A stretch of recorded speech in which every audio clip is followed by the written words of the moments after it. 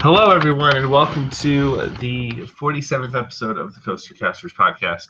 My name is Travis, and before I introduce Alex, who is always here, before I introduce him, I just want to say that this podcast is sponsored by Heart of Kentucky Travel, and if anyone has any travel needs, go to heartofkentuckytravel.com. Now, Alex, how's it going? Hello, everyone, my friends. I'm Alex. I come from the place of Alex Productions, and I'm the one that runs content on there. I'm glad to be on for tonight for the new year. How was your Sorry, I'm cleaning my room right now. I'm trying to get my chair in position so I can actually sit and concentrate. You had one moment. How was your New Year's? Boring. Boring. But it's been kind of nice just to relax and write something that I've been working on for a particular amount of time. Yeah. So,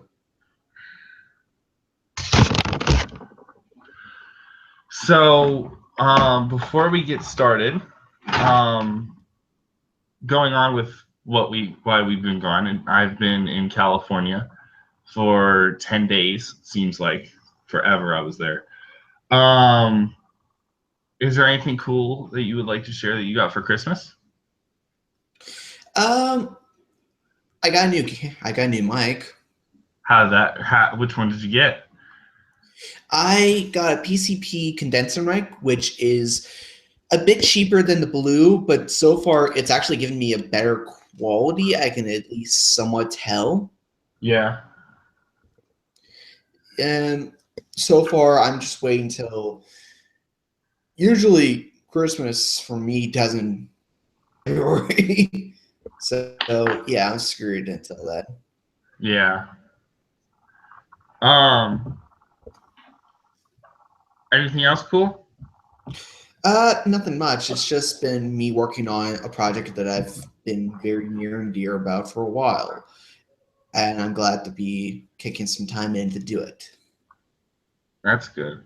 My awesome mother, who before this podcast came down and yelled at me because I was rearranging my room, but I wanted to. She gave me Beats this year because I've been needing a good set of studio headphones because I'm starting to get into doing music stuff, which also feeds into what we're going to talk about before we get into all of our topics tonight. I'm wanting to grow the channel, and I kind of have. The entire time I was gone, I posted a video a day, and it's basically just like a gaming video or something like that. There's been kind of let's just say a drastic change in my life that I didn't think was going to happen. So things are going to change. Starting, give me a second. Starting on the 26th, or not the 26th, but starting on the 22nd, there will be a whole new span of videos that I will record. And I will record them not daily, but daily enough to where it's kind of relevant. We're going to stick with Skyrim. We're going to stick with Roller Coaster Tycoon 3. Wednesday, I believe, is going to be when me and Alex do the pop culture podcast or whatever we're going to call it. It's a working title. Yeah, it's a working title. We're probably going to talk about it a little bit whenever we get off the air tonight. But Thursday is a game I've been waiting 10 years to play, and it's still not the complete game. Kingdom Hearts 2.8. So I'm going to be recording that game, my 100% run, for the channel. Or actually, it'll probably be my first ever run of it first because I've never played 3D before. So it'll be God that. help you. What? God help you. I know, God help me. And then, but first, what I'll do is because I've I've played every single Kingdom Hearts game except 3D. I'm not going to play 3D because I can't wait any longer. I am going to play a new Kingdom Hearts title, and the first video you're going to see on this channel from Kingdom Hearts is Kingdom Hearts 0.2, A Fragmentary Passage. I don't care how long it is. I don't care if it's 10 minutes or 10 hours of gameplay. I'm going to play that first because I want to play an Unreal Engine 4 and I want to play as Aqua. That's the one thing that I just I miss playing Kingdom Hearts 2. I hate it. I miss playing Kingdom Hearts. I can't play it for the channel, so that means I can't play it constantly. But whenever 1.5 and 2.5 come out, I will do multiple videos for the channel in that. And then Friday will always be the CoasterCasters podcast, unless I tweet out and say, "Yo, I'm sick," or "Yo, everyone else is sick." And then I'm going to keep League of Legends for now until. Actually, no, I'm not keeping League of Legends. I lied. I just lied to you all, and I am very, very sorry. I'm going to start recording music for the channel, actually, probably this coming week. I'm going to record a couple songs and not me sing, because obviously I sound horrible singing. You know me. You know that I sound horrible singing. But I will try and get people to sing, and if not, it'll just be instrumental, obviously. But while I was in California, I saw the movie La La Land, and oh my gosh, that movie is amazing. We'll talk about it possibly Wednesday if we end up doing that podcast on Wednesday. But La La Land is literally just a masterpiece. I enjoyed every second of that movie. It was just phenomenal. And it kind of like inspired me to do more musical stuff, because music's been a big part of my life for a long time. That's why I'm rearranging like my room, so like I can have it set up like an office slash bedroom slash like recording studio, because I'm in a corner where there's semi good acoustics and I can like work with it. So hopefully this new setup works out. If not, I will cry myself to sleep, because yeah. Moving on from that, we have some news to take care of. Oh, and Sunday's going to be wrestling. Sunday will always be wrestling. This week, I'm talking about. I'm doing like a pre NXT event, because I'm going to the NXT event in Louisville on Friday. I'm doing a pre-event like preview. That's the word. Preview, because I'm going. I'm going to say, oh, these are probably going to be the matches. I'm going to catch up a little bit on NXT and 205 Live and do like updates on that. And it's probably going to be an hour and a half, maybe 2 hours. I have no clue. I just know that this one's probably going to be the longest one of all of them, because it's been like a long time since I've done it.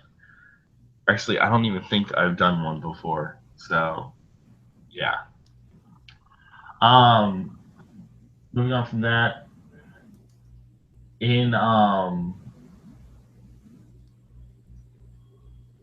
actually, I just thought of something. I don't play a sports game on my channel. So I'm going to switch out. I hate to do this, but I'm going to switch out Roller Coaster Tycoon 3 for an EA Sports UFC career. I would say that you should just keep on with. Well, there's a lot more potential you could show if you're creative enough. Well, I can always do 2 videos on Friday, because the podcast doesn't do much. I literally just type in stuff on Google Hangouts and I go live. So I can do UFC on Fridays. Yeah. So there you go. There's your video on Fridays, UFC. I want to implement a sports game somehow. But whenever I do beat Skyrim eventually is whenever I'll probably switch to either Assassin's Creed or Tom Clancy The Division. So yay. So moving on. So now, can we? Yes, we can get into news. Why don't you I was go? like,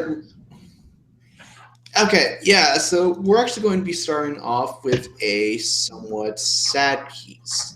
On Tuesday, January 3rd. Wait, no. I think it's the 2nd or the 3rd.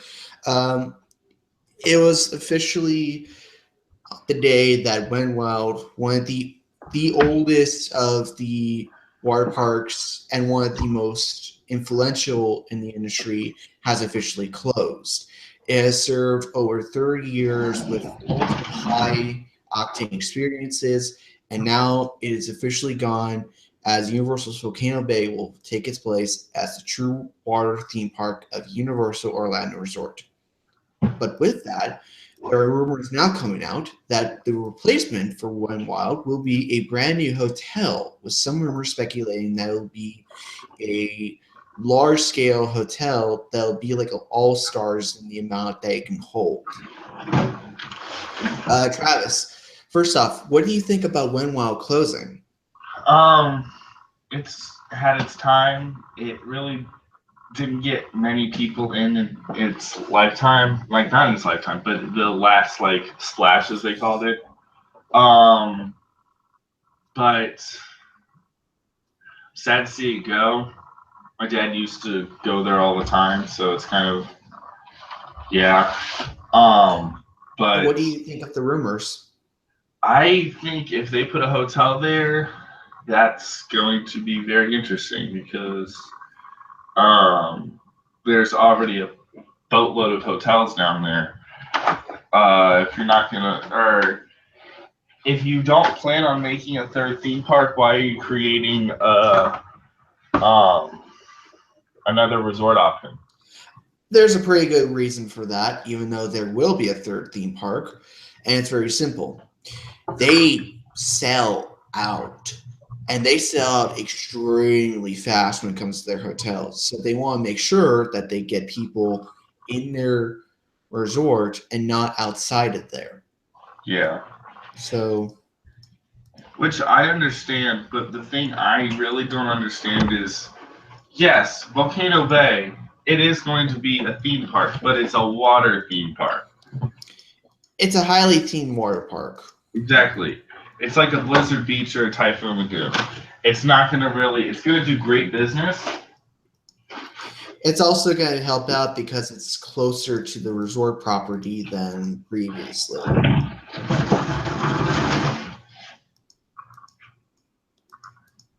So, yeah, I'm not. People make me mad when they say, "Oh, Volcano Bay is a new theme park." No, it's not. It's a water park.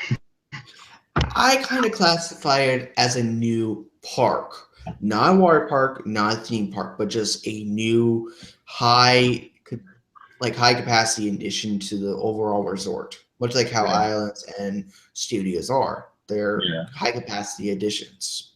Yeah. You go ahead and talk about stuff that I'm not going to talk about because I don't know much about it. So like the foreign stuff. Because I got to mute my mic for a second. Over some issues pertaining around frozen fish being cooked, like thousands of frozen fish in a lake for food, Space Park, like Space World, or actually, yeah, Space World, Japanese theme park that was centered around space and travel that, and has been seen heavily within many other photos from the theme park community, is closing at the end of 2017. There's no real replacement talked about, although I expect it to be a rip, tear, kill situation. Going off from that, we're actually going to be talking about some coasters.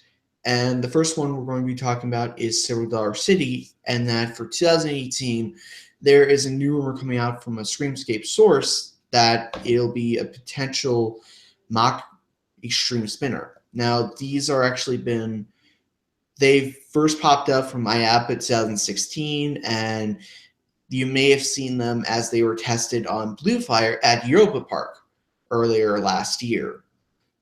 Travis, have you been to Silver Dollar? No, I have not. Okay. Do you want to talk about SeaWorld in San Diego?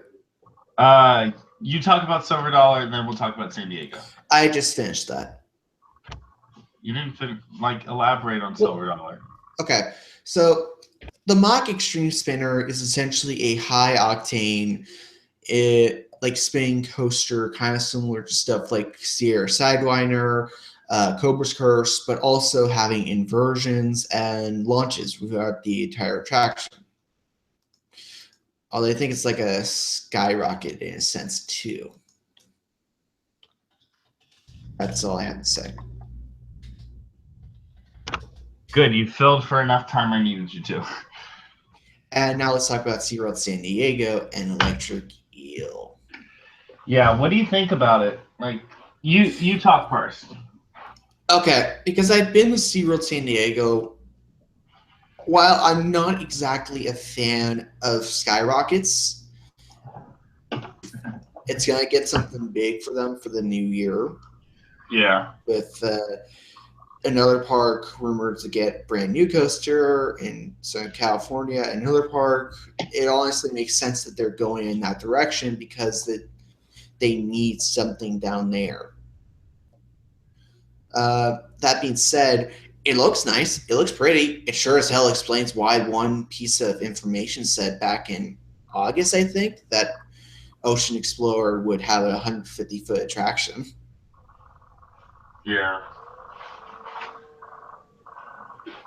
Well, I'm just interested to see how they're going to handle getting it approved. Yeah. What do you think? I'm excited. I'm also worried. How so? SeaWorld San Diego is a very small park. Which is Very why small park. I agree. You can't even see it from the road. It's that small. It's strange. Although you have to look at certain areas to find it. Yeah. It's just, I get why they're going in that direction. It makes sense, and there's a lot of legitimacy that can go for a brand new roller coaster in Southern California.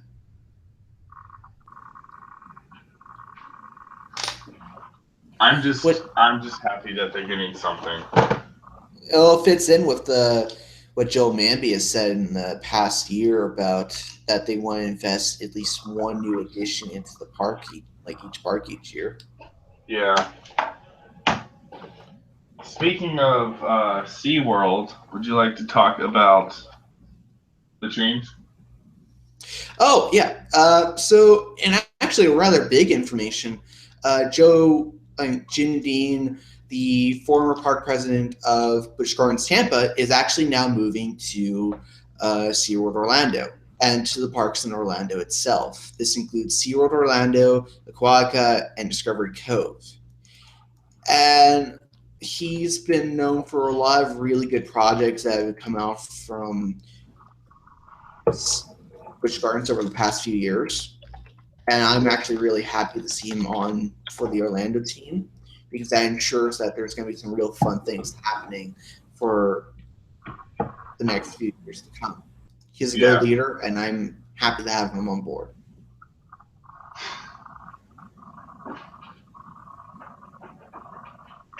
I'm just excited because, well, I'm not excited, but I am excited.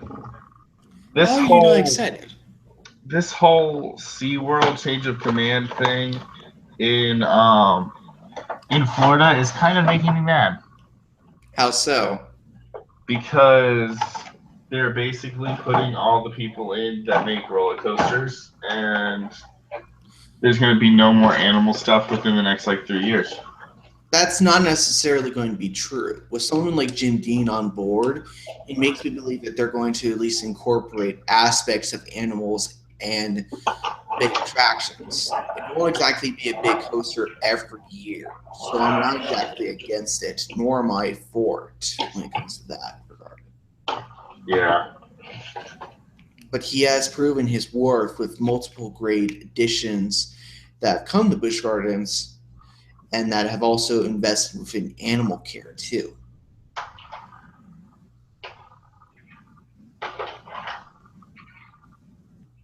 Do you want to talk about the other thing? Because I feel like that's better for you as opposed to me. Yeah. Let me see. Let me sit down in my comfy chair. Ow. Okay. Gallery. I have everything saved on my phone because my phone has so much memory now. Let me find it.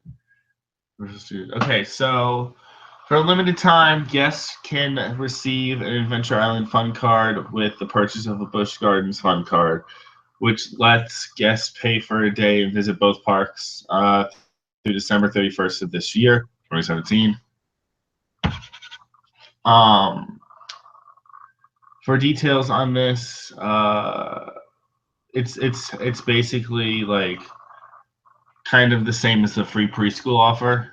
So yeah, it's okay. Adventure Island's not that cool. It's okay. So yeah. I think next we should move on to Japan. What do you think, Alex?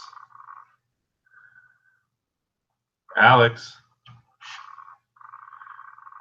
Okay. Well, Isn't there another thing you wanted to talk about SeaWorld? Oh, yes. Today it was announced that Tilikum, the whale, died of what believes to be, I think it's lung cancer. Yeah, I'm pretty sure it's lung cancer. That's what I was hearing earlier.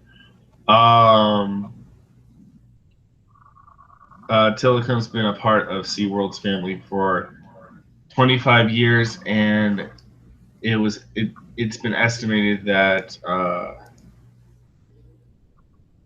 Tilikum was 36 when he passed away. So, yeah, old, very, very old. Good long life for a killer whale, at least in captivity. Oh, there's one more thing we could talk about before we go to Japan. Okay.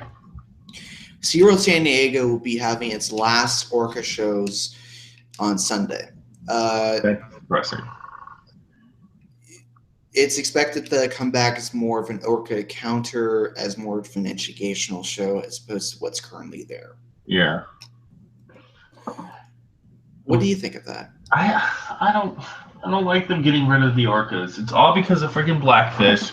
It's all because they're not getting rid of the orcas, but no, they're stopping the orca breeding, and I think orca breeding is great for like the world because of freaking blackfish, my kids won't be able to know what a killer whale is, and it really makes me sad. I wouldn't necessarily say though it's because of blackfish. No, it's because of that blackfish. There's a lot of different reasons that I would classify SeaWorld's downfall as opposed to just one particular aspect. I think it's 98% blackfish. However, your funeral. So what about Japan? I heard there was a ticket increase, but I wasn't exactly sure. Universal Studios Japan is increasing their prices in February to an adult price of 7,600 yen, which is about $64.70, which is an increase of 200 yen, which I think means like $2, maybe $1.50. So not that big of an increase. But let's just keep that in perspective here. What is the prices for Orlando and Hollywood? Well, Orlando I think is $219 for a 2-part ticket. Yeah, that's Hollywood ranges from 95 to 120. Yeah, 112, something like that. So yeah, Japan's cheaper. Yeah, and they have a lot more quality. But here's the thing. Get there. It's actually cheap to go there. It just depends on how much you have. It's true.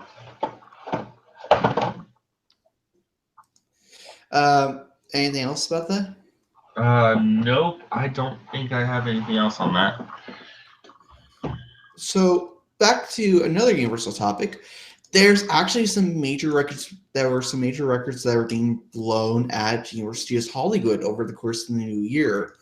On Sunday alone, Universal Studios Hollywood received one of the largest amount of crowds that they've ever had, as it's about 44,700.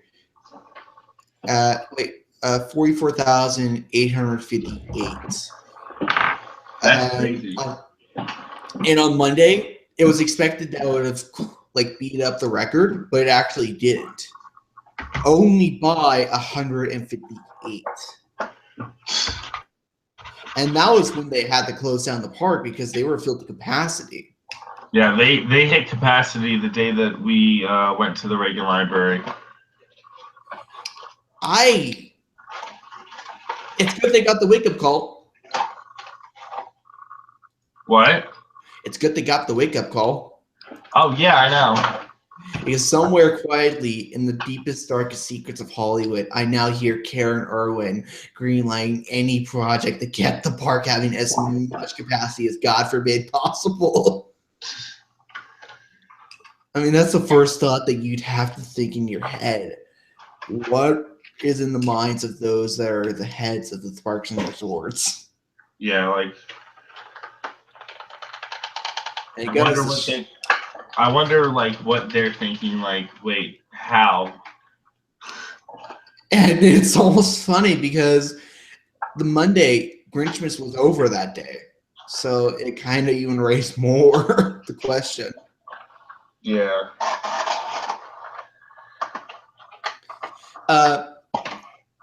What do you think about that? I think it's great.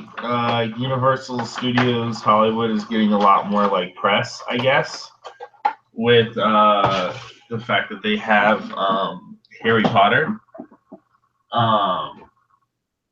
But I really don't think that it has to do just with Harry Potter. With the fact that they have the studio tour and many other amazing things there. I think also, it could be because of the Rose Bowl. It could have been because of the Rose Bowl too. But I feel like we're gonna have a resurgence in Universal in California, in California. I suspect that within the next 5 to 6 months, we're going to start getting a lot of work happen on the. Yeah, I think on that particular project that revolves around barking, meowing, and chirping. I could care less about that project because I hated the movie. We'll see. But either way, it's really good that they got their wake-up call. Yeah, it's great that they finally got that because that park was starting to go downhill. And I checked I checked the app on my phone or my computer, and it said Harry Potter at what was it, 200 minutes. And I looked at my phone, and I'm like, the park just freaking opened. Yeah, I think the highest it went was about 245. Yeah. It goes to show they weren't prepared. Holiday rush. So they were over prepared for Harry Potter, but they weren't prepared for the holidays. Yeah. Moving on from that, going to Dollywood news. Lightning Rod is officially closed. Not permanently, but for the rest of the season. Not permanently.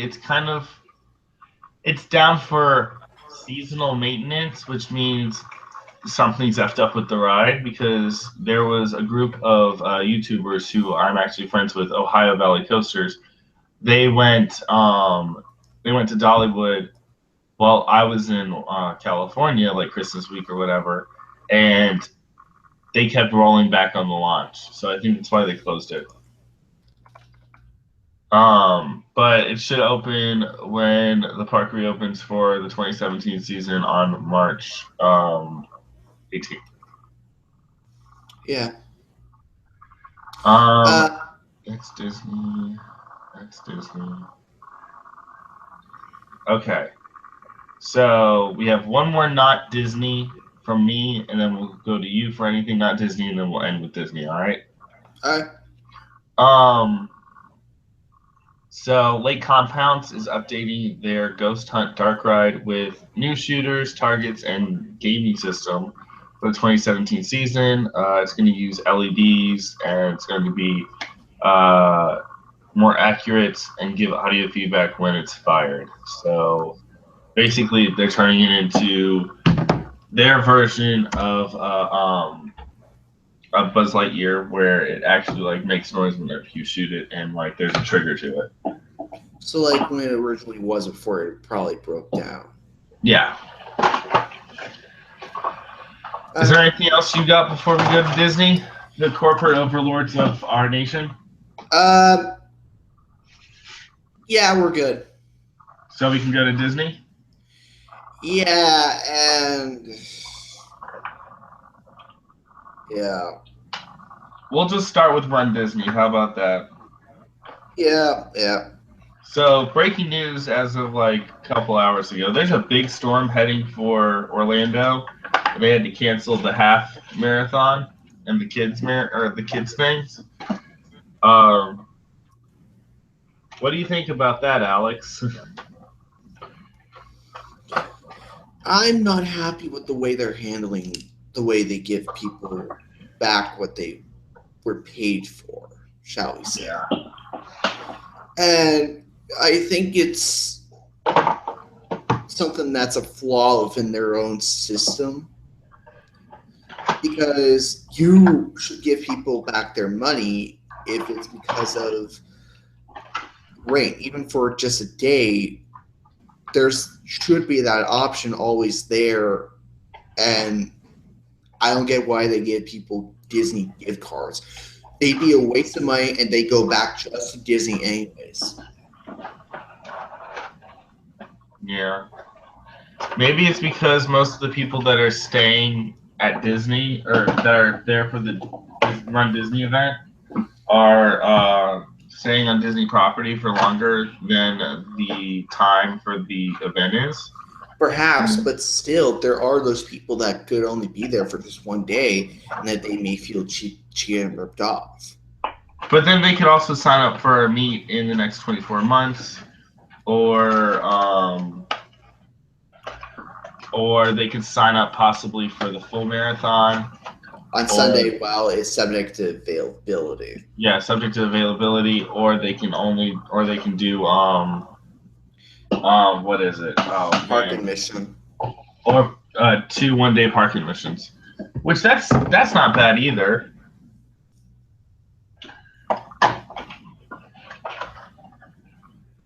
Moving on from that, we have this is the best news coming out of Disney. Disney, this is like, okay, so we've been talking about how Disney's like nickel and diming everybody. This is kind of nickel and diming, but I like this. This is for people like me and my mom who go to Disney a lot, and we don't like necessarily get the Disney dining plan. And why isn't Moana's head fitting in her little thing? This makes no sense. There we go. No, it's not. There we go. Maybe. I don't know. I'll worry about that later. So Disney is testing this thing called Disney Dine on the Go. They're prepaid meals beginning January 12th through February 22nd. Day guests in the Magic Kingdom will be able to purchase one-day quick service meal plans as part of the Disney Dine on the Go test. Guests who purchase this one-day Disney Dine on the Go plan will receive certificates redeemable at restaurants that I will list later on. And but they get this. They get one lunch quick service meal that includes one entree and one non-alcoholic single serving. Wow, it's been a long day. Serving beverage. Only be able to use until 4, and then one quick service dinner after 4. And the places and desserts not included, which I really don't even eat dessert that much at Disney anyway. The places that the locations are Casey's Corner in Main Street, Columbia Harbor House. I believe that's in Frontierland. Cosmic Rays Tomorrowland. Pecco's Bills is in Frontierland. Pinocchio Village House is in Fantasyland. And Tomorrowland Terrace is, of course, in Tomorrowland. So, and it's $29 for adults and $12 for kids. Cheaper than I thought. So what do you think about this, Alex? It's there. I wouldn't do it, but it's there for those that do. It's kind of good for because if you think about Disney food, it's not really that good. Well, typically I only snack and then eat outside. So the lunches at Disney are about $14.99 a person, and dinners are about 20-something per person. So you're paying $29 to get lunch and dinner at Disney. I like that. I really do. It's a great alternative to their actual dining plan, which is kind of expensive. It's about, I think, $1,000 tacked onto your ticket in your hotel room. But I'm super, super, super excited for this. Really excited for it. Moving on from that, going to the gallery. Disney announced their 2017 movie slate. Their movies are Beauty and the Beast on March 17th. Disney Nature is Born in China on April 21st. Guardians of the Galaxy Volume 2 on May 5th. Pirates of the Caribbean. What? Nothing. Did you say Ooga Chaka? Ooga Chaka. Stop. Pirates of the Caribbean, Dead Man Tell No Tales on May 26th. Cars 3 on June 16th. Thor Ragnarok on November 3rd. Coco on November 22nd. And Star Wars Episode 8 December 15th.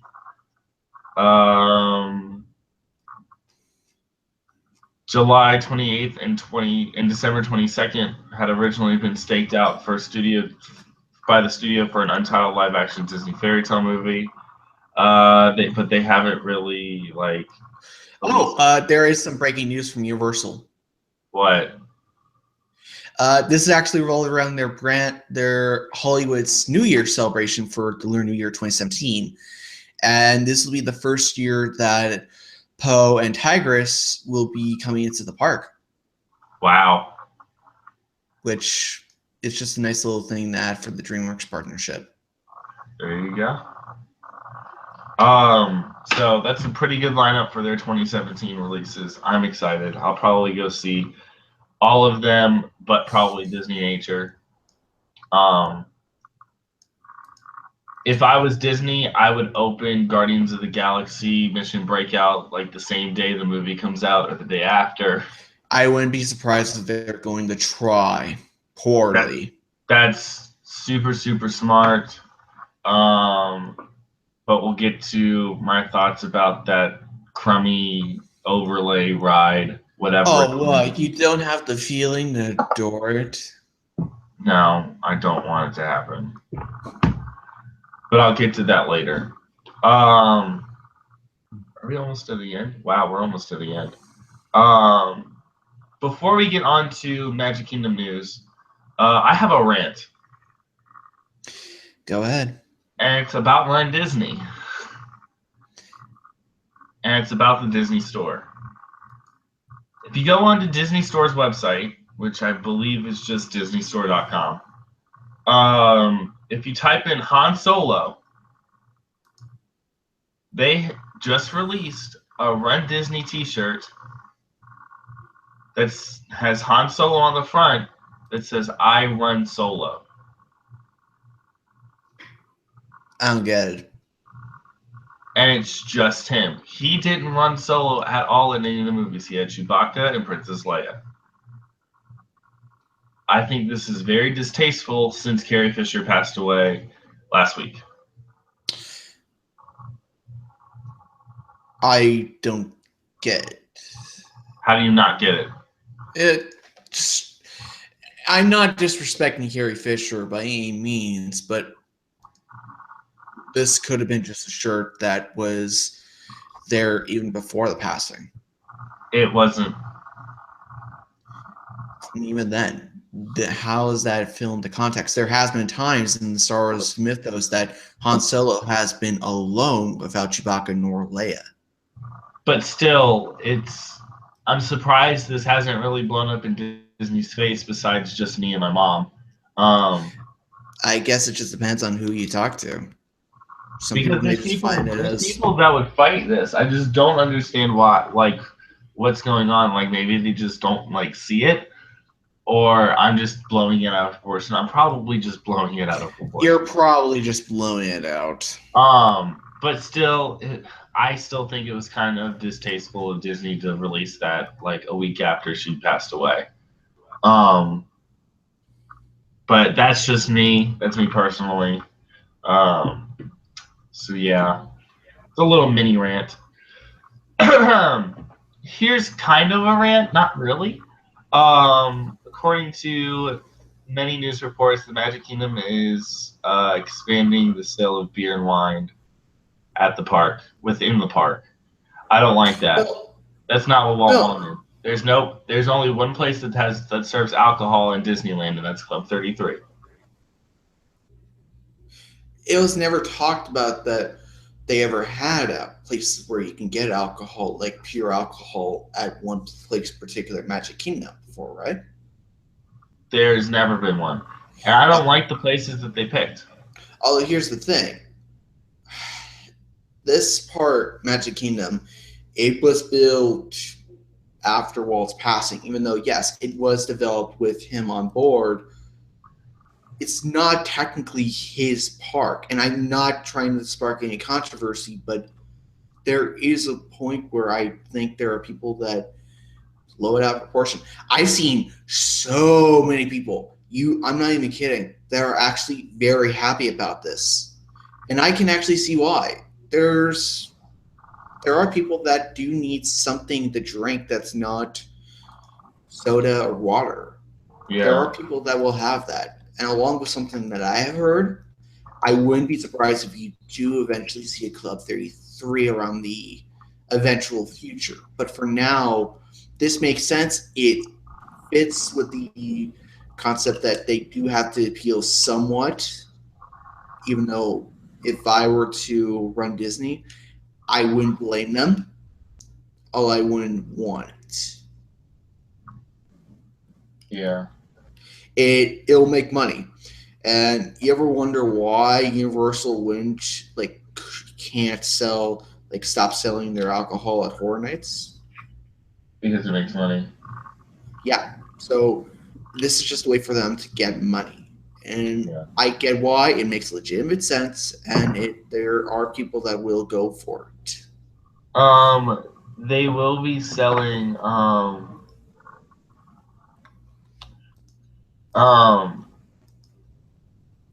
they will be selling let me see, I'm trying to read a little bit, but it's small writing. They're gonna do Italian wines at Tony's on Main Street, champagne at the Royal Table, Cinderella's Royal Table in the Castle, hard ciders and beer at Liberty Tree Tavern, and basically not really the Trader Sam's menu, but an exotic variety of exotic items. That's what the thing says.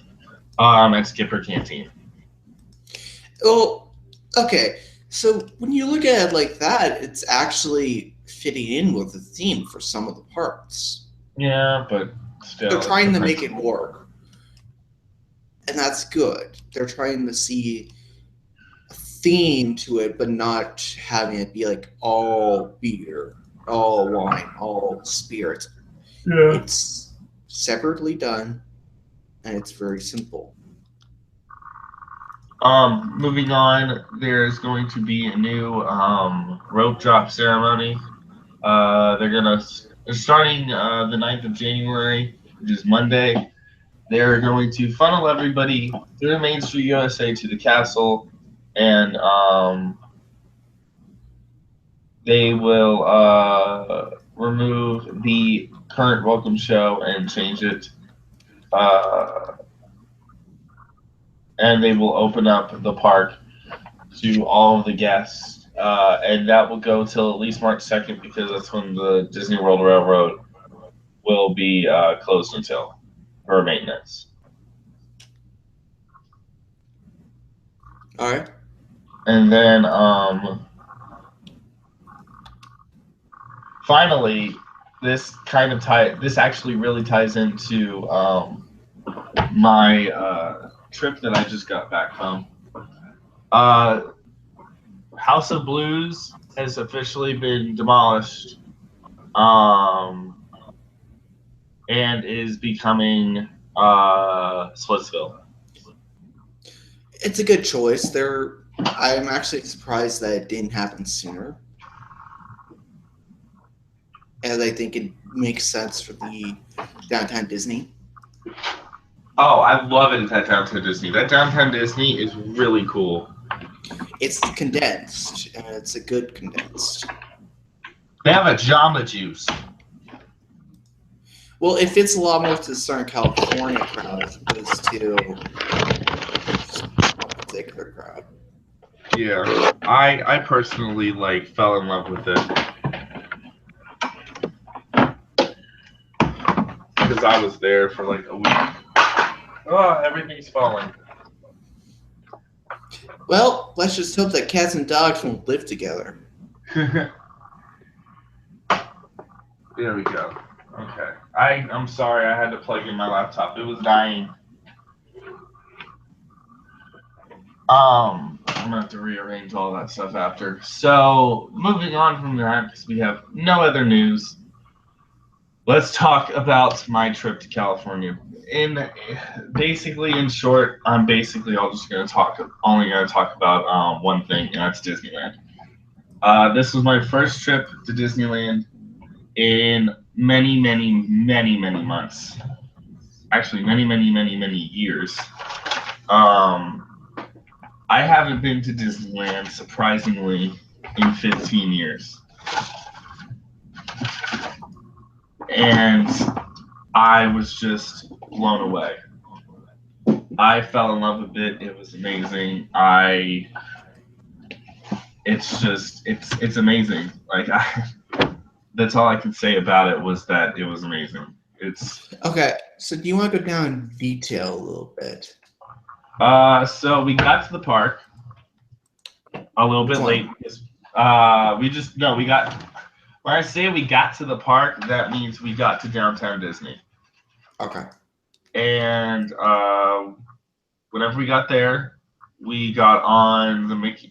Actually, we got to our hotel. We checked in, and then we went to the Mickey and Friends tram. And there was a lot of people. I'm like, crap, we're not going to be able to we're not going to be able to do that much today. And I'm like, I'm just here with my family. It'll be okay. So, not in order, but I will go around the park and tell you what I did. We immediately, actually, I can probably tell you in order. It was only 2 days. So we walked through the park. There's a buttload of people there.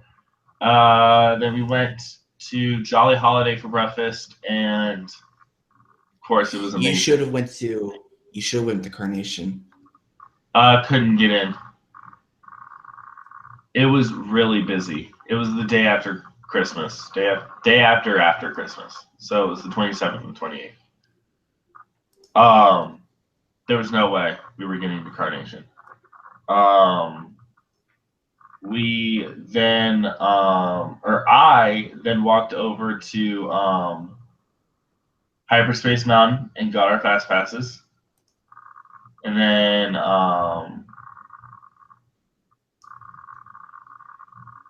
yeah, it was just after that we walked through Adventureland, and I'm like, what is this weird area we call Adventureland here? Because there's like 4 attractions. There's not a big carpet-looking Dumbo in the middle of. It's a very dense and cramped. It's really cramped. Oh my gosh, that whole area. Although it kind of never it had. Kind of actually helps out. Sorry. No, it didn't. It was horrible. Like that was the best experience at Disney, but also the worst experience at Disney. We went on Jingle Cruise. Jingle Cruise was fun, and then we got off and we were gonna go see if Indiana Jones the Signal Rider was open. It was not. So I'm like, okay, we're gonna go see Pirates. So it said Pirates was at a 25-minute wait. I'm like, cool. I'll wait 25 minutes for Pirates. No, the line is there's literally like it was at 160 minutes easily. It actually loads up rather quick. No, it would. We went to Blue Bayou later that night, and the line didn't even change, and they were sending like 5 boats out through the ride. Like we saw 5 boats in the Blue Bayou section at once.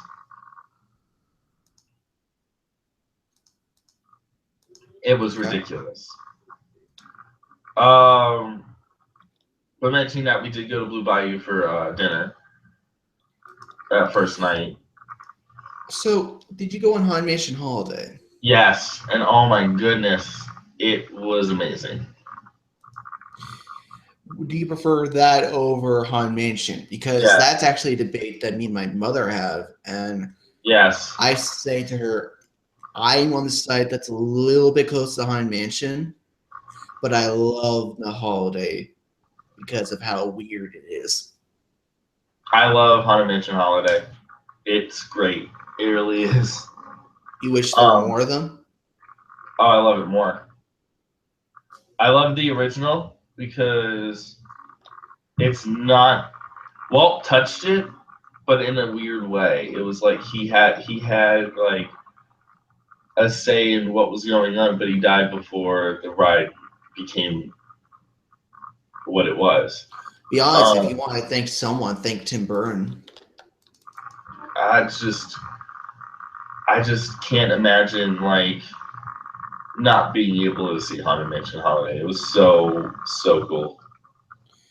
So, what exactly was your least favorite? Well, let me get through like what all I did first. Okay. Moving over to Splash Mountain, didn't do that. It was too cold. We met Dr. Facilier. That was fun.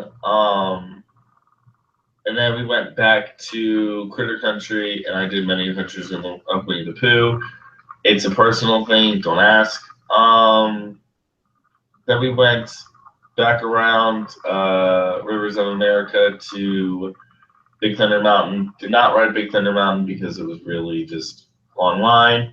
And we're like, okay, well, we can't go this way, even though we could have. That story happens later on. So we cut through and we go to, I believe that's Fantasyland. So did you cut through like the El Rancho hallway? I think so. Yeah, because there's a hallway that's leads you to Fantasyland from Frontierland. No. We did it stupidly. We went we cut through Adventureland through the stores to get to the hub because we didn't know what area paths were open because of Star Wars. And it was just really bizarre for me to be there. I didn't really vlog that much because I was like, I don't know where I'm going. I just know general directions of where things are. Moving over to the other side of the park, that first day we did Hyperspace Mountain, Star Wars Launch Bay, Mr. Toad's. Alice? What? Did you do Alice? Give me a second. That's the second day. And then we discovered the Big Thunder Trail was open because of capacity. And you got to see pictures from Star Wars Land. And you got to actually see construction. What you saw, like the rock work? Yeah. That's Frontierland. That's actually the area that you saw directly in front is Frontierland, and it's all going to be themed on wilderness. It's a way to backdrop Star Wars Land and make it more immersive. They want to make sure that you're not in Frontierland. I don't know about that. It felt really Star Warsy to me. That's what I've heard. That's not what I've heard. We'll talk about that after. And then we went over to California Adventure. We did Mike and Sully. Then we tried to do Radiator Springs Fast Passes weren't like distributing. Then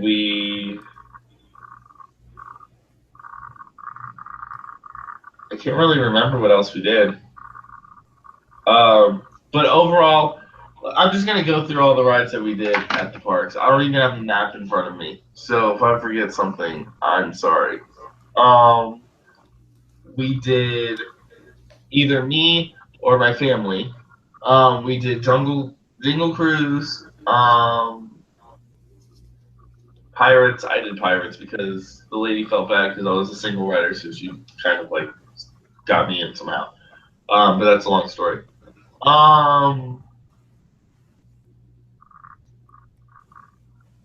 Haunted Mansion Holiday, I did that twice. Winnie the Pooh, Alice, Matterhorn,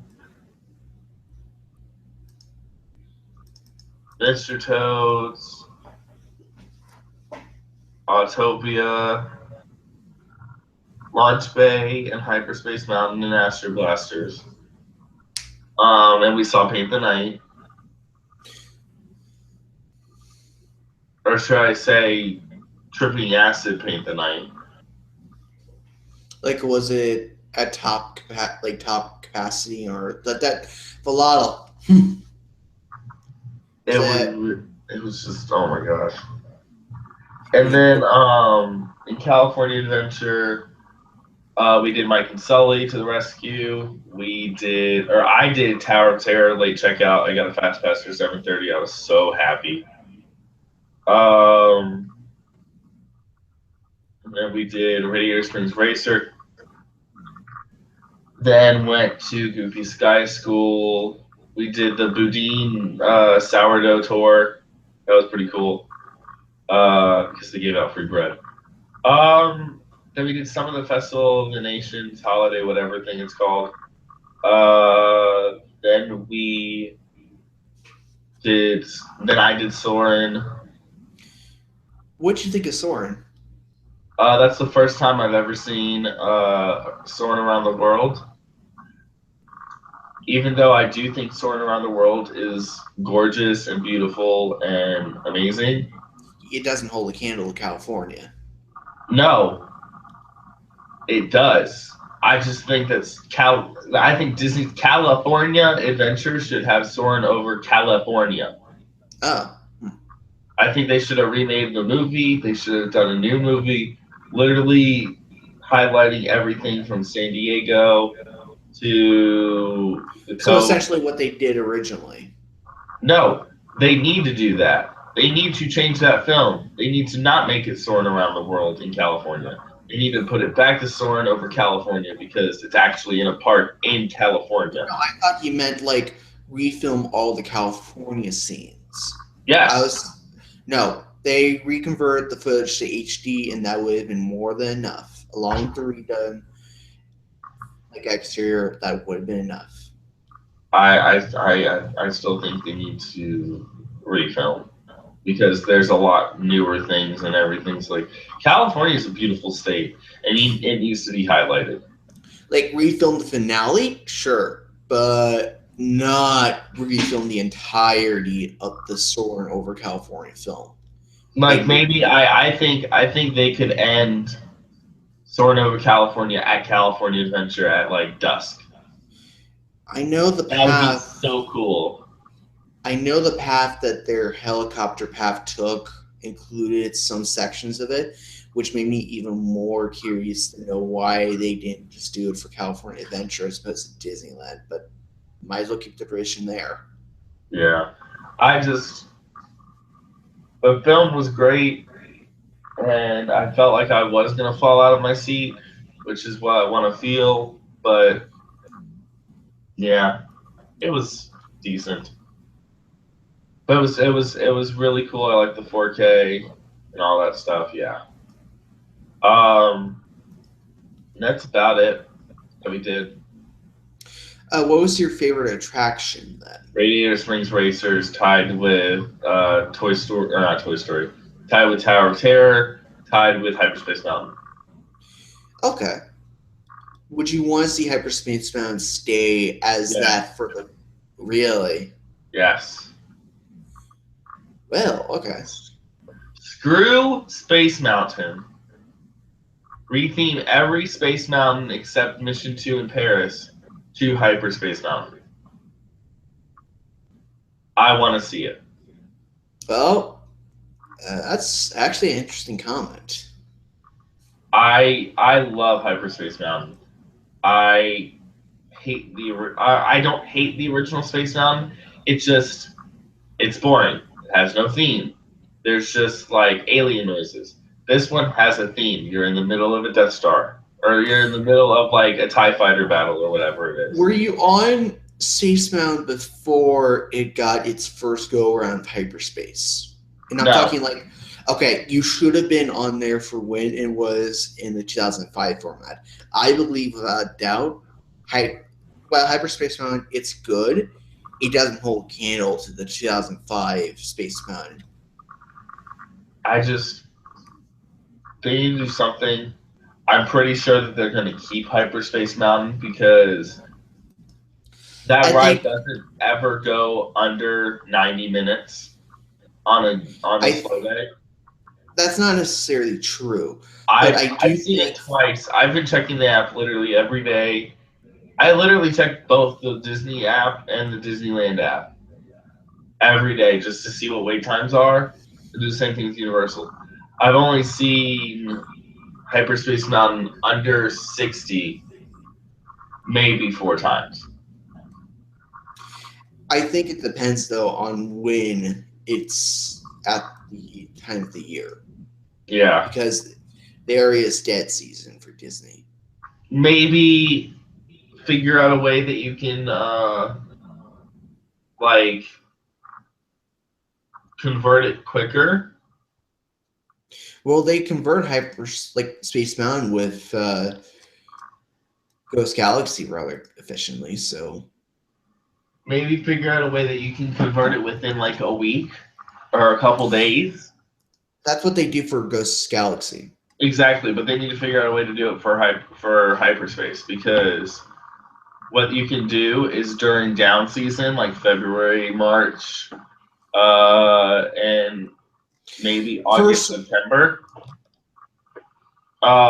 make it regular Space Mountain, and then in peak years or peak times, make it hyperspace, and then October, make it Ghost Galaxy. personally speaking, what I imagine happening is this, and it's a very soundproof reason. Star Tours and Hyperspace Mountain will stay until Star Wars Land opens. After Star Wars Land opens, Space Mountain will get a brand new touch up with some brand new audio and all that, and it'll go back to the original Space Mountain format. Star Tours leaves and becomes Iron Man Experience, as much as I hate to say that. I've been saying that for years. I believe that they're going to keep hyperspace until Star Wars Land, but after that, it's done. Yeah.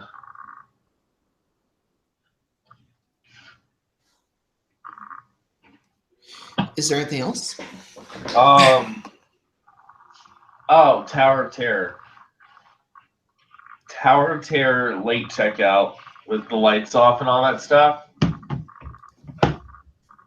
is literally the coolest experience ever. You didn't know what would happen, did you? I thought it was going to be like, oh, you see the stuff, and then it's like, oh. It's pitch black. It's pitch black darkness. No, it's pitch black darkness the entire time. Well, until the actual drop tower segment occurs. Kind of. But it's so cool. I really just wish that they would have done Rip, Tear, Kill to that if they were to take it over with Guardians. I don't want Guardians. You don't have that feeling, yet other people will. That's sad, but it's true. I'm not hooked on the feeling at all.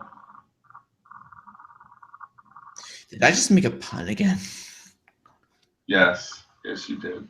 I love it when I make puns. I like them sometimes, but sometimes no. But is that it for tonight then? I'm pretty sure, yeah. Then I guess that concludes the 47th episode of the CoasterCasters podcast. Yeah. So where can we find you on social media, Alex? You can find me at Equestrian Media at Alexa Productions. You can find me on Twitter at AlexaProd. No space in there. And you can find me here on YouTube at Alexa Productions. I have some brand new information coming out very soon, and I cannot wait to be bringing that up because it's going to be changing a lot of what I do on my channel. But I'm waiting for the proper time because I don't want to fuck it up in the process. Where can we find you? You can find me on Twitter at TheCoasterCasters. If you would like to guest star or possibly be a part of the CoasterCasters, you can email me at coastercreek25@gmail.com. We are accepting new, what would you say, podcasters? We're accepting brand new speakers. Yeah, talent. There we go. That's the word, talent. New blood, LOL. You can follow the podcast at CoasterCasters on Twitter. All of my social medias are kind of going to be messed up for the next couple of days because I got a new phone and I'm trying to connect them all together and get everything back to where it was. So if you do end up following the podcast on that Twitter, it'll be a couple of days before, like, I thank you for following me back or something like that. I subscribe, and jet lag is killing me. Be on the lookout for a bunch of new videos coming very soon to the channel. And vlogs will be just uploaded whenever I get done with them, because there's a lot of content, kind of, but there's also time lapses and POVs and all that stuff. So yeah, I'll be posting all those on here, and I hope you all enjoy all of those. So with that being said, do you have anything else, Alex? I wish everyone a happy new year, and hopefully this year won't suck as much as 2016. Amen to that. Hope everyone has a great, amazing Saturday, because it will probably be Saturday. Well, it is going to be Saturday soon. I'm really tired, and I probably should go to bed.